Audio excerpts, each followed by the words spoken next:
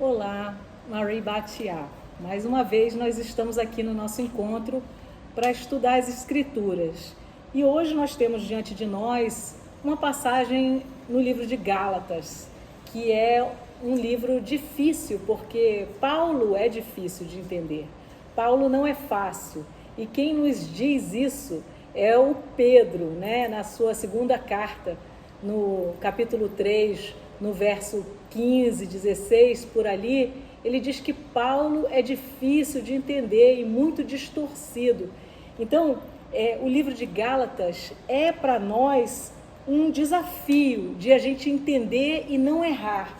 E hoje nós anunciamos que o nosso estudo seria no capítulo 3 de Gálatas e de modo bem particular no verso 24, quando a gente lê assim: de modo que a Torá, a lei, foi a nossa pedagoga para trazer-nos a Cristo, a fim de que pudéssemos ser justificados pela fé. Eu vou aproveitar e vou ler um trecho um pouco antes também, para que a gente tenha um pouco da sensação do contexto aqui desse capítulo 3 de Gálatas. Olha, eu vou ler a partir do verso 15 e nós vamos conversar sobre o que é a Torá como pedagogo. Em algumas traduções diz tutor, em outras diz guardião, em outras diz aio. A Torá, a lei, foi o nosso aio para nos conduzir até Cristo. Eu até, a propósito desse versículo, eu coloquei como questão se, por acaso, quantos cristãos chegaram até Cristo pela Torá? Eu acredito que pouquíssimos responderiam que chegaram até o Messias pela Torá. A maioria diria que chegou pelo toque do Espírito Santo e não propriamente pela Torá, como Paulo está dizendo aqui, que a Torá é o tutor, é o guardião, é o aio, é o pedagogo que conduz até Cristo.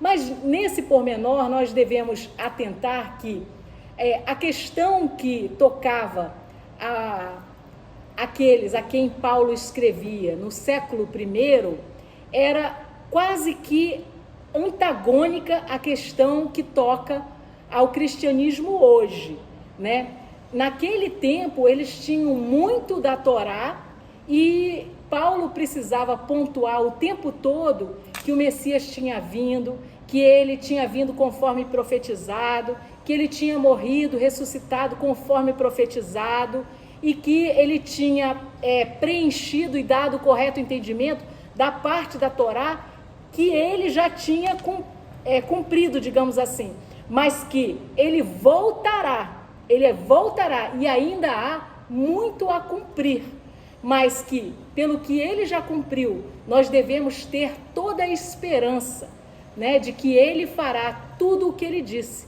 a sua volta nas nuvens, a sua segunda vinda, a volta nas nuvens e depois a segunda vinda com os pés, aqui no Monte das Oliveiras, conforme está profetizado. Então, Yeshua disse em Mateus 5, 17, 18, 19, que nada passaria da Torá, até que céus e terra passem. Céus e terra passarão, como está lá em Apocalipse 21, mas ainda não passaram. Então, nenhum pontinho, nenhuma mínima letra ou apóstrofe da Torá passará, enquanto céus e terra não passarem. Então, o nosso Messias, o nosso Salvador, Yeshua, ele nos diz que a Torá não passou e não passará enquanto novos céus e nova terra não vierem.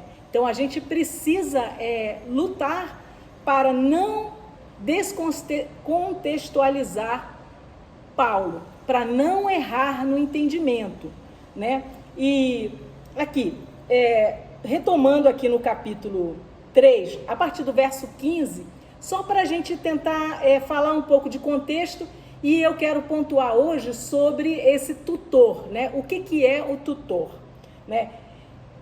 Gálatas 3,15. Irmãos, falo como homem. Embora seja um testamento de homem, ainda que isso seja confirmado, nenhum homem pode anulá-lo ou acrescentar a isso. Ou seja, um contrato, um testamento, alguma coisa, uma vez que seja assinado, né? Hoje, juridicamente aqui no Brasil, você tem que fazer um aditivo, fazer novas assinaturas, você fazer uma alteração não é uma coisa tola, você não basta riscar ou passar um branquinho lá e tá valendo. Não, se nem nos contratos humanos é assim, que dirá nas alianças que Deus faz, né? Ora, as promessas foram feitas a Abraão e a sua semente, ou seja, ao seu descendente. Ele não diz as sementes como se fossem muitos, mas fala de um só. E a tua semente, que é o Messias, que é Cristo, o Messias. E digo isto, que o testamento que foi confirmado diante de Deus em Cristo, a lei que veio 430 anos mais tarde, não pode anulá-lo, tornando a promessa sem efeito. Qual promessa? A promessa feita a Abraão. Abraão, em ti, na tua semente, na tua descendência, serão abençoadas todas as famílias da terra. Por quê? Porque da semente dele, de Abraão, viria um descendente, o Messias, para salvar a humanidade dos seus pecados, conforme foi anunciado pelo anjo a Maria, que em hebraico é Miriam, no capítulo 1 de Mateus, quando o nome de Yeshua é justificado. Ele salvará a humanidade, né, os homens que o receberem, dos seus pecados, né? Então, a salvação é que nós não estejamos escravizados aos nossos pecados. A partir de recebermos o Salvador, o Messias, nós temos, então, a liberdade de escolher não pecar, viver em obediência, com o auxílio do Espírito Santo de Deus. Então, essa promessa foi uma promessa unilateral que Deus fez a Abraão e ao seu descendente, que a partir dele viria então essa bênção para a humanidade. Aliás, essa semente, ela tinha sido prometida já lá em Gênesis 3,15, né? Quando Deus fala com Eva, da semente de mulher vai nascer um que vai esmagar a cabeça da serpente. Ela lhe ferirá o calcanhar, mas essa semente que vai nascer, que é o Messias, ele vai vencer sobre a serpente, vai esmagar a cabeça da serpente, né? Isso já era uma profecia messiânica, da vinda do Messias, né? Nas Escrituras, já em Gênesis 3,15. E verso 18, porque se a herança fosse obtida pela lei, não viria mais da promessa, mas Deus a concedeu a Abraão por promessa. Ou seja, quando Abraão viveu, a Torá de Moisés não havia sido dada. E o que aconteceu 430 anos depois de Abraão? Justamente o Monte Sinai. A Torá foi dada a Moisés. Mas o que aconteceu lá com Moisés no Monte Sinai? Houve uma primeira aliança, Êxodo 19, quando nessa primeira aliança as pessoas prometem, juram 3 vezes, elas fazem a sua imersão, né? Se limpam e dizem, cumpriremos e faremos tudo o que Moisés leu aí, que Deus disse que é a aliança com ele. Então, a aliança no Sinai já não é uma aliança unilateral, é uma aliança bilateral. Deus propôs e as pessoas aceitaram como um contrato de casamento, como um acordo de casamento. Aliás, esse é o entendimento dos estudiosos, dos sábios, né? Sobre o que aconteceu no Monte Sinai. Era um contrato de casamento. E o que aconteceu? E aquele que está lá em Êxodo 19:5, que diz, vocês serão para mim um povo de propriedade exclusiva, sacerdócio real, nação separada, nação santa, né? Então, raça eleita, que Pedro repete isso na sua carta, né? Isso está lá em Êxodo 19:5. é o Monte Sinai antes do bezerro de ouro. Mas o que acontece? Depois que eles juram, prometem, eles acham que Moisés tarda. E aí, após 40 dias e 40 noites, quando Moisés retorna, eles já tinham construído para eles mesmos um bezerro de ouro, quebrando aquela aliança. E aí, o que acontece? Como eles quebram essa aliança original, em que todos seriam sacerdotes, seriam um reino de sacerdotes, todo primogênito seria consagrado a Deus, todas as casas haveria um sacerdote, era um reino de sacerdotes. Isso foi alterado, foi acrescido uma lei, né, onde o sacerdócio passou a ser um sacerdócio levítico, porque só os levitas, eles se arrependeram e se uniram a Moisés contrariamente àquele ato de adoração conforme a sua própria mente, seu próprio coração, seu próprio entendimento, que foi o bezerro de ouro. Nós não devemos esquecer que o bezerro de ouro não foi um bezerro feito para adorar o bezerro. Se forem ler lá com calma, está escrito lá que eles fizeram o bezerro para adorar a Deus, né? E isso representa um tipo da religiosidade que não dá ouvidos à palavra de Deus, a como Deus diz que aceita ser adorado. E ele só aceita a adoração em acordo com a sua palavra. Isso, Caim ofereceu uma oferta a outro? Não, ofereceu uma oferta a Deus. Mas por que não foi aceita? Porque não estava em conformidade com a palavra. Então nada mudou, nunca mudou. Então, e o Deus é o mesmo ontem, hoje e eternamente. Ele só aceita a adoração de acordo com a palavra dele. Por isso que em Oséias diz: meu povo é destruído porque falta conhecimento. Quantas religiões, sistemas religiosos buscam adorar a Deus pela sua própria mente, entendimento, tradições, em detrimento do que diz a palavra de Deus. Então, precisamos muito temor para que nós não incorramos nesse mesmo erro, né? Então, a lei que veio 430 anos mais tarde não foi a Torá de Deus, foi o acréscimo do sacerdócio levítico. Por que eu estou dizendo isso? Por quê? Porque a Torá de Deus, ela é eterna, ela já existia já no Éden. Por exemplo, quando a gente vai para Gênesis, capítulo 4, a oferta de Abel, ele ofereceu um novilho, né, da primícia do seu rebanho junto com a gordura. É exatamente o que diz em Levítico sobre a oferta que Deus aceita. Caim não teve a sua oferta aceita, por quê? Porque a Bíblia não diz que ele ofereceu da primícia. Não teria problema ele oferecer grãos, como ele era lavrador da terra, não teria problema.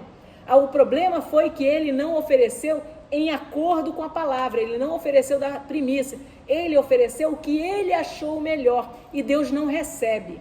Ele não recebe adoração de acordo com o que o homem gosta ou prefere, ele recebe de acordo com a palavra dele. Então, a Torá, ela é eterna, nunca mudou. Quantos animais Noé levou para a arca?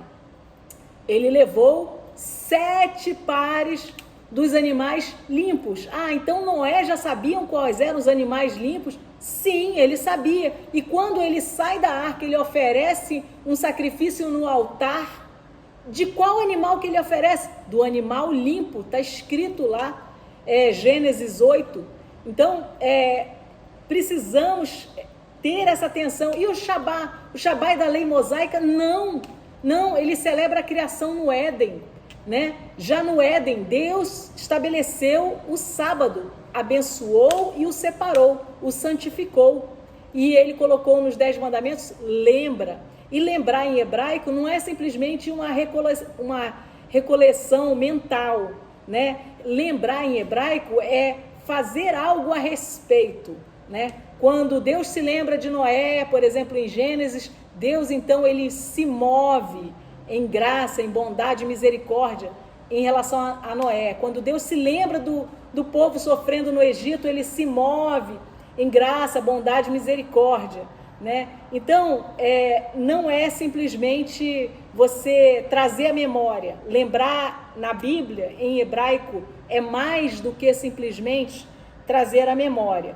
Então, aqui, o verso 17, de novo, Gálatas 3,17. E isto digo, que o testamento que foi confirmado diante de Deus em Cristo, a lei que veio 430 anos mais tarde, não pode anulá-lo, tornando a promessa sem efeito. Ou seja, essa Torá, que com Moisés teve o acréscimo também do sacerdócio levítico, ela não pode anular a promessa feita a Abraão. O que acontece? Esse povo aqui, com quem Paulo está tratando, eles eram aqueles da tradição judaica que tinham dito que precisava da circuncisão para ser salvo. Eles queriam colocar as coisas da Torá como requisito para a salvação, e isso nunca foi assim. Por quê? Porque, na verdade, a justificação como salvação que a gente entende, ela é operada pelo sangue inocente, né? Vida por vida, a vida e o sangue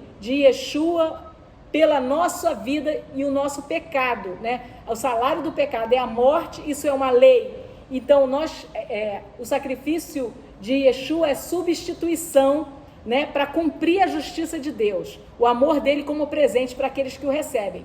Uma vez que nós aceitemos esse presente, nós somos chamados a amar a Deus de volta, andando em obediência. João 14,15, João 14,21, 1 João 5, verso 3, todos dizem isso. Se você diz que você ama e você não obedece, de fato, você não ama o Salvador. Então, verso 19. Então, para que serve a lei? A lei foi acrescentada por causa das transgressões até que viesse a semente para quem a promessa foi feita. Então, essa lei que foi acrescentada foi a lei do sacerdócio levítico.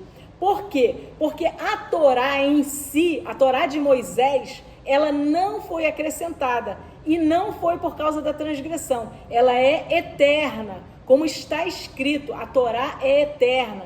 Deus não muda, né? Ela é edênica, ela já estava lá no Éden.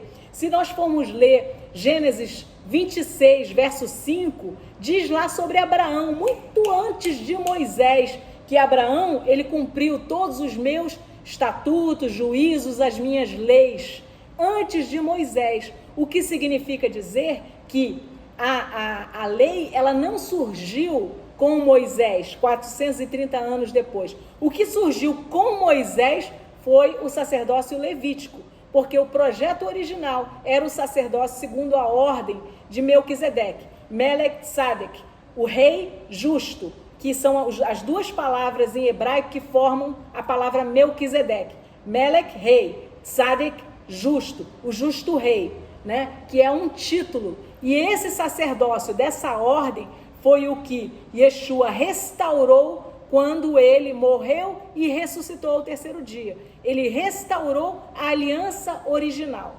né? Que era essa aliança do sacerdócio segundo a ordem de Melquisedeque. A lei foi acrescentada por causa das transgressões, o bezerro de ouro, até que viesse a semente, Yeshua, que é essa semente, o Messias, aquela semente prometida já a Eva, prometida a Abraão, e que chegou, né? E foi estabelecida por anjos. Aqui anjos é por mediadores, intermediários, ou seja, por Moisés. Moisés era um tipo de Yeshua, né? Que foi um intermediário dessa nova aliança, né? E está lá profetizado em Deuteronômio 18, isso, que haveria um profeta como Moisés que surgiria, que a quem não ouvisse a ele teria que prestar contas ao Criador. E é o que Yeshua diz quando ele diz: eu não vim julgar o mundo, eu vim salvar o mundo. Mas aquele que não crê em mim, que não me recebe, esse já está julgado, né? Por quê? Porque a palavra, ela faz separação.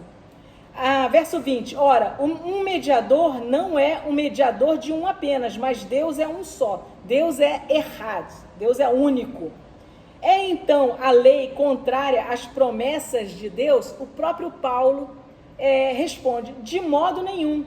Se tivesse existido uma lei que pudesse vivificar, em verdade, a justiça teria vindo pela lei.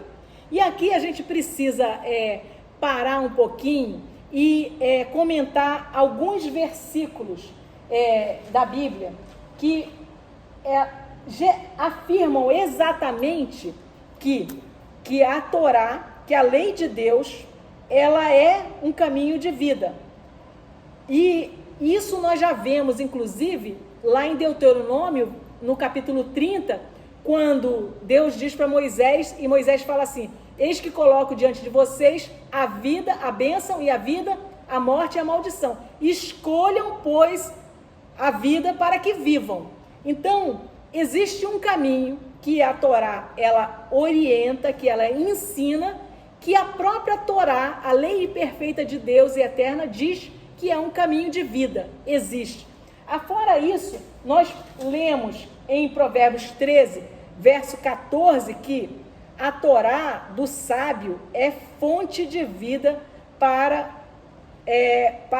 que se evitem os laços de morte. Veja, a Torá do sábio é fonte de vida para que se evitem os laços de morte. Temos também em Provérbios 19, no verso 16, estou abrindo aqui, no verso 16, diz assim: o que guarda o mandamento, guarda a sua alma, mas que despreza os seus caminhos, esse morre. Então, guardar o mandamento representa a vida, guarda a sua alma, né? E nós temos também em Levítico 18:5, perdão. Levítico 18:5 diz que a Torá é fonte de vida, né? Próprio Paulo, em Romanos 3:31, ele diz que não se anula a Torá pela fé, porque a Torá é santa, justa e boa, né? Então, nós precisamos entender aqui do que se está falando, né? Se tivesse existido uma lei que pudesse vivificar, dar vida, em verdade, a justiça teria sido decorrente dessa lei. O que acontece é o seguinte, que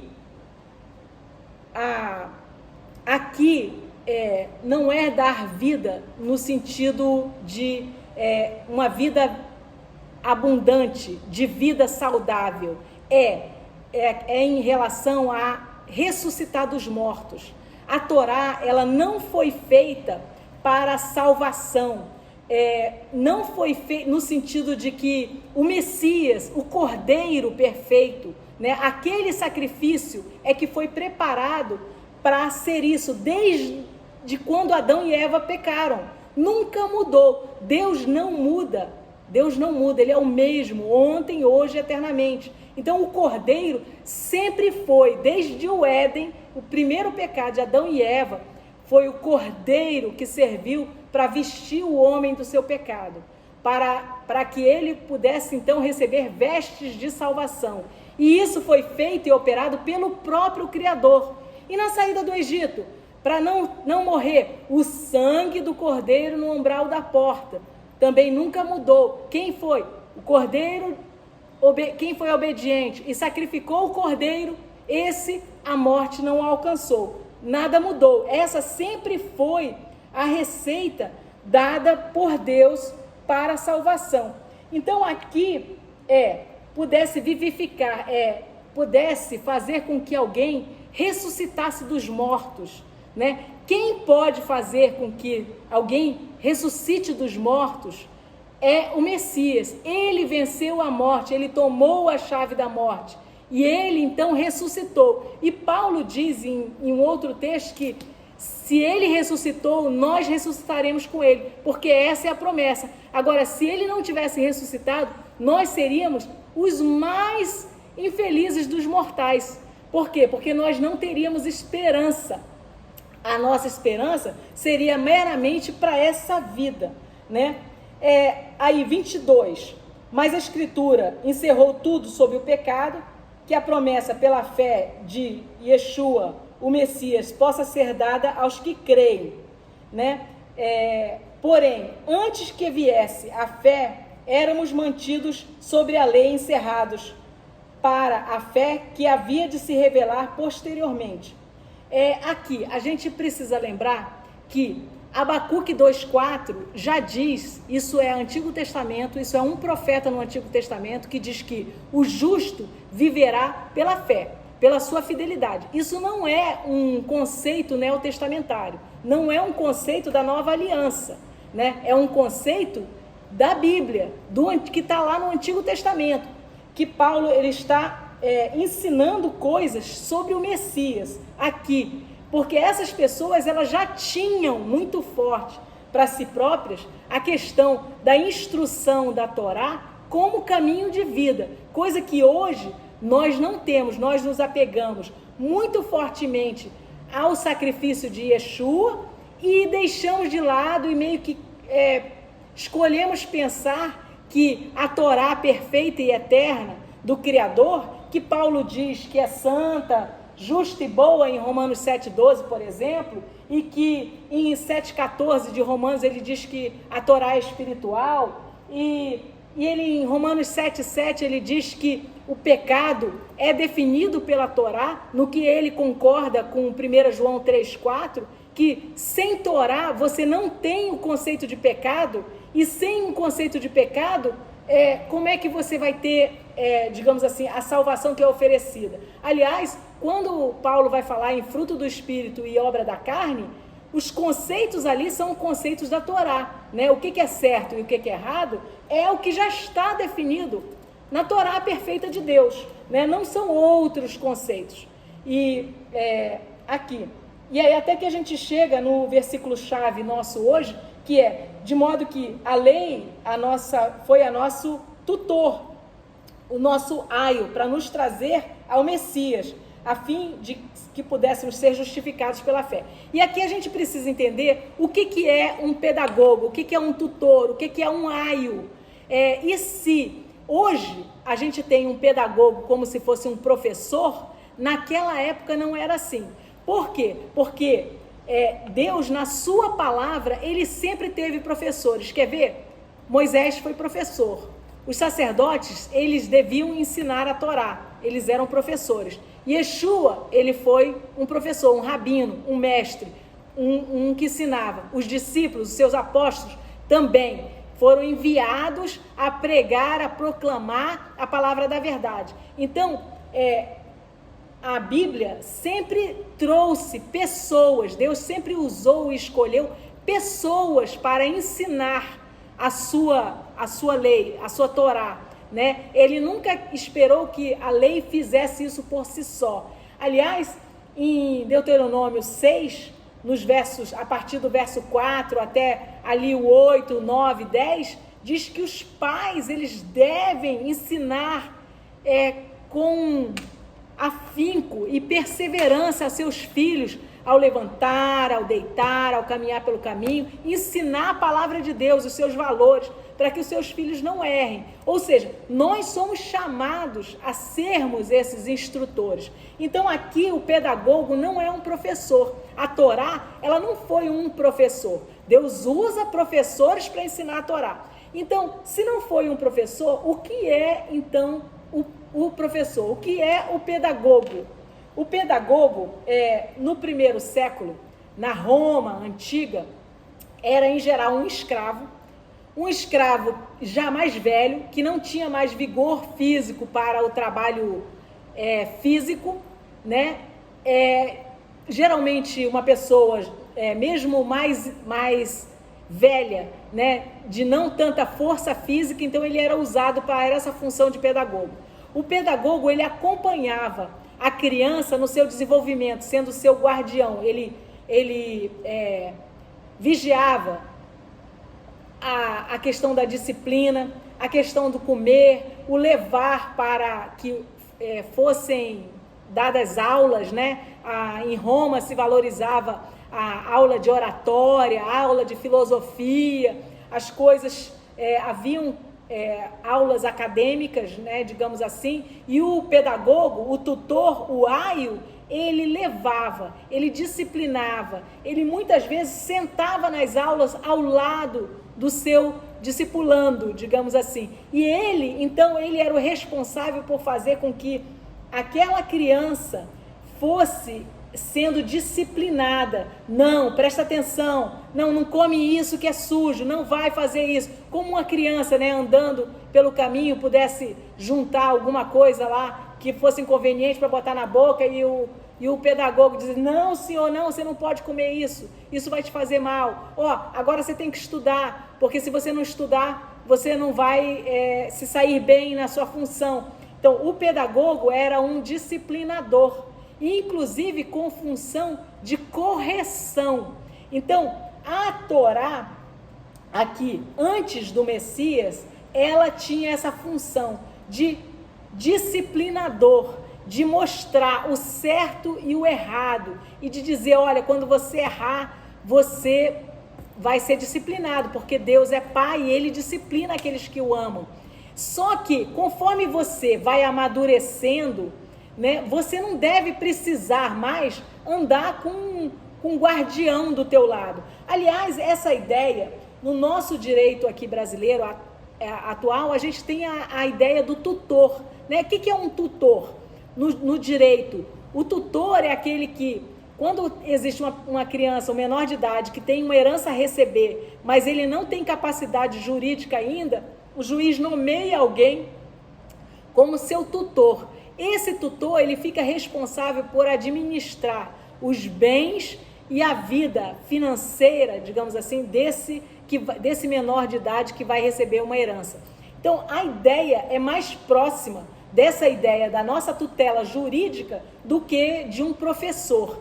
Então, a Torá é isso. Por quê? Porque quando nós nos tornamos adultos, nós não devemos mais precisar que alguém nos lembre do que é conveniente ou não fazer, falar, como é que é um proceder. Nós já devemos ter aprendido, nós já devemos ter isso introjetado em nós. Então, e muito mais depois que nós recebamos o Messias em nosso coração, com a circuncisão do nosso coração, nós passemos a desejar seguir o Messias em obediência, e não porque algo externo nos comanda, né? É a circuncisão do coração, que também não é algo novo, ela é a marca da nova aliança, mas não é algo novo, foi o projeto de Deus desde sempre. Querem ver?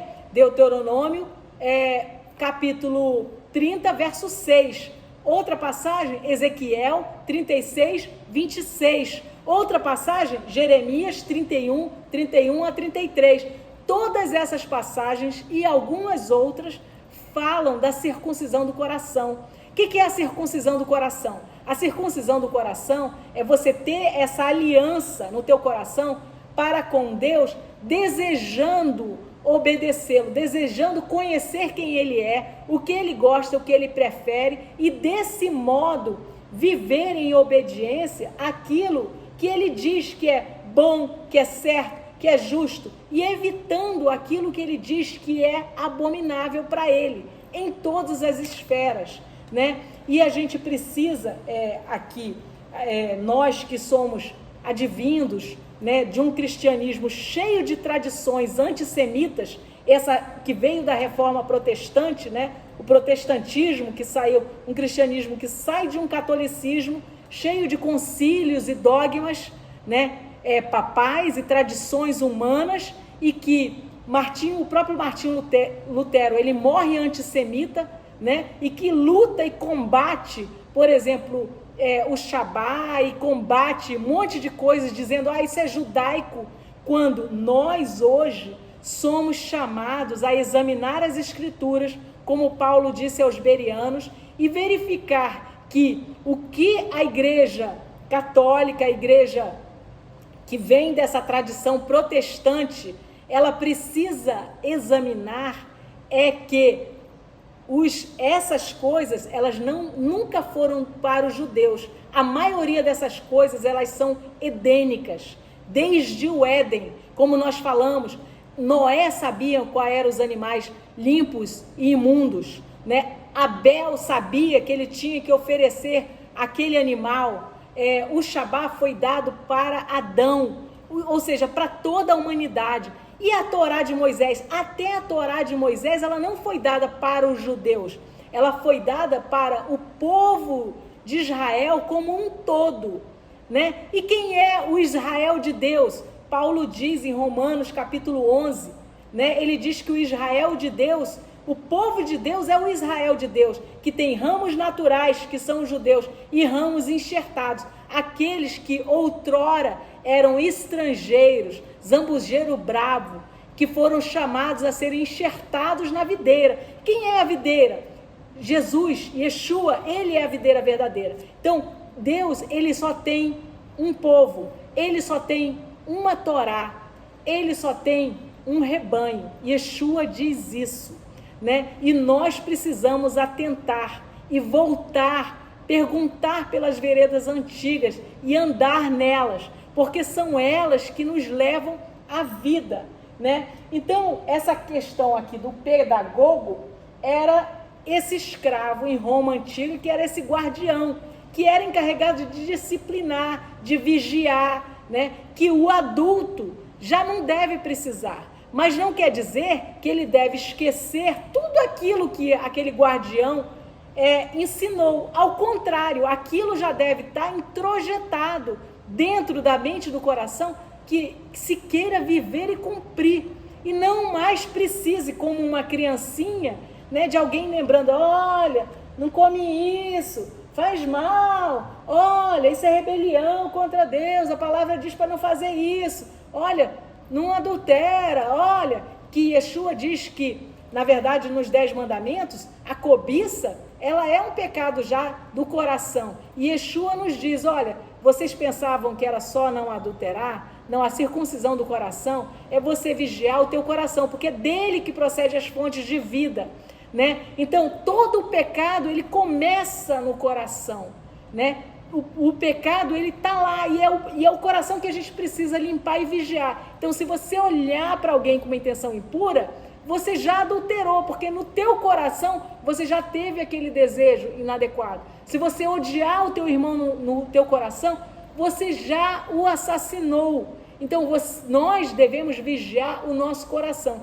E a circuncisão, ou seja, a aliança que Deus quer com o seu povo, é uma aliança já no coração, não é uma aliança meramente naquilo que está escrito, mas essa Torá, ela não foi cravada na cruz, como as pessoas costumam falar, e muito usando também os textos de Paulo em Gálatas, né? E a gente deve lembrar que Paulo é difícil, mas ele tem um sem número de textos que ele afirma totalmente o oposto disso que as pessoas gostam de pensar, e que não raro é evitado assim milimetricamente também por aqueles que pregam que Paulo disse que Yeshua disse que não tem mais Torá, porque Yeshua, ele disse assim: ó, se vocês crescem em Moisés, vocês creriam em mim, porque Moisés escreveu a meu respeito.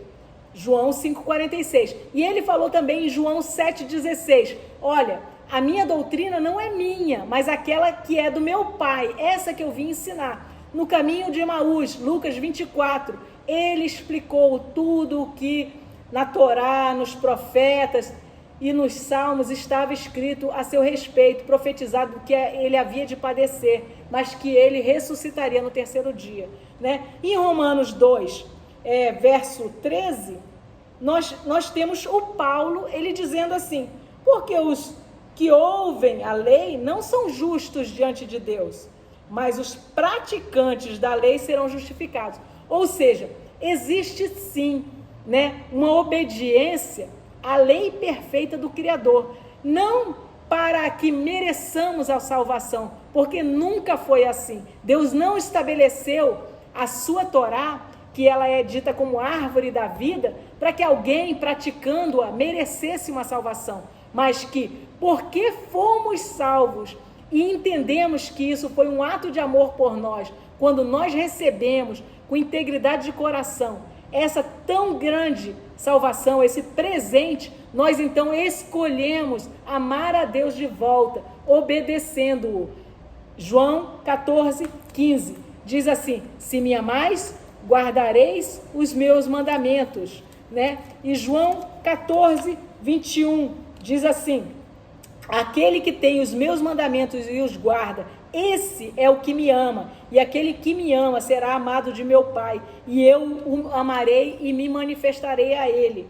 E a gente tem que, a questão é que existe um equívoco muito grande na tradição cristã hoje, que diz que depois que você aceita Jesus, que você aceita o Messias, que você recebe até como mera concordância, acepção mental, quando o Tiago diz, olha, os demônios creem e tremem, essa acepção mental aí não adianta nada, tá? Por quê? Porque demônio sabe muito bem quem é o Messias, quem é Yeshua, né? Eles disseram lá quando Yeshua chegou frente ao gadareno, que tenho eu contigo, filho de Davi, não é chegada a nossa hora. Os demônios reconheciam a autoridade do Messias e eles sabiam que ainda não havia se cumprido todos os sinais. O dia dele chegará, mas não havia cumprido. E qual é a diferença? A fé de demônios é uma fé que não tem transformação.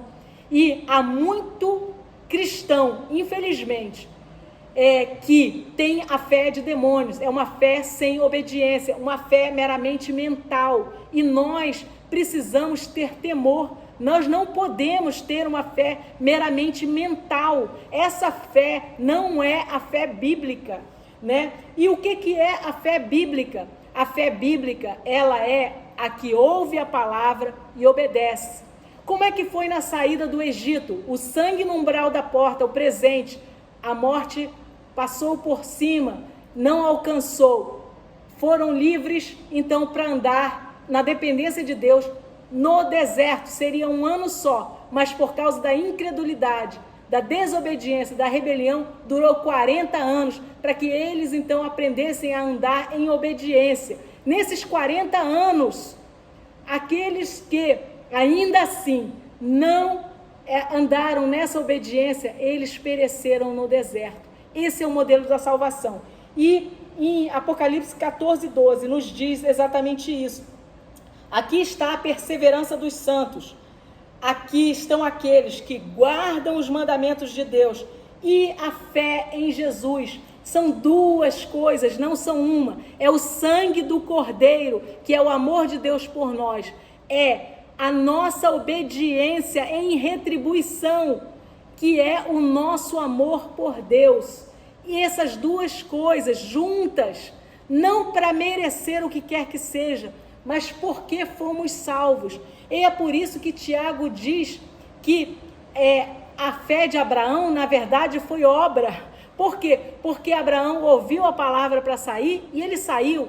A fé de a fé de Noé foi obra. Por quê? Porque ele ouviu a palavra que ordenava que ele construísse a arca, e ele construiu a arca. O que teria ocorrido se ele não tivesse construído a arca? Se ele não tivesse construído a arca, ele teria perecido, porque sem essa obediência não teria havido salvação para Noé. E é isso que nós precisamos apreender, e é isso que o nosso Pai Celeste nos chama a buscar entender e compreender. E é isso que eu tinha para compartilhar com vocês nessa tarde, desejando paz, shalom, e até a próxima.